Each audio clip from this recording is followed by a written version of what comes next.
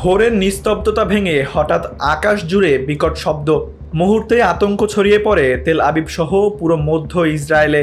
লোকজন ছুটছে বাংকারের দিকে। আকাশে ছুটে চলেছে প্রতিরক্ষা ব্যবস্থা আয়রন ডোম। তবু রক্ষা হয়নি সবকিছু। দখলদার ইসরায়েলকে লক্ষ্য করে আবারও পাল্টা জবাব দিল ইরান। রোববার 15 জুন ভোরে মধ্যপ্রাচ্যে ফের উত্তেজনার আগুন ছড়িয়ে পড়েছে। ইরান থেকে ছোড়া একাধিক মিসাইল আঘাত হেনেছে ইসরায়েলের বিভিন্ন স্থানে। তার মধ্যে রয়েছে বাণিজ্যিক রাজধানী তেল আবিবও। সামাজিক যোগাযোগ মাধ্যমে ছড়িয়ে পড়া ভিডিওতে দেখা গেছে একটি ভবন আংশিক ধসে পড়েছে। বিভিন্ন গাড়ি দুমড়ে মুচড়ে গেছে।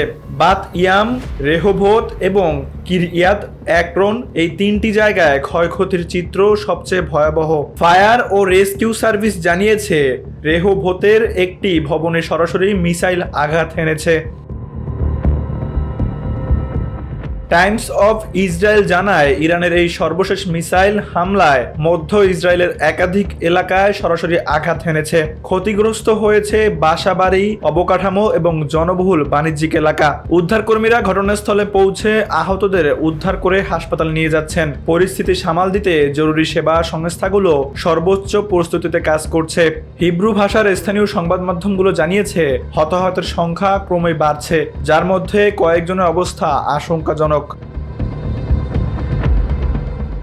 বিশ্লেষকদের মতে এই সরাসরি মিসাইল হামলা শুধু ইসরায়েলের নিরাপত্তাকেই চ্যালেঞ্জ করেনি, বরং পুরো মধ্যপ্রাচ্যকে ঠেলে দিচ্ছে আরো অনিশ্চয়তা ও অস্থিরতার দিকে।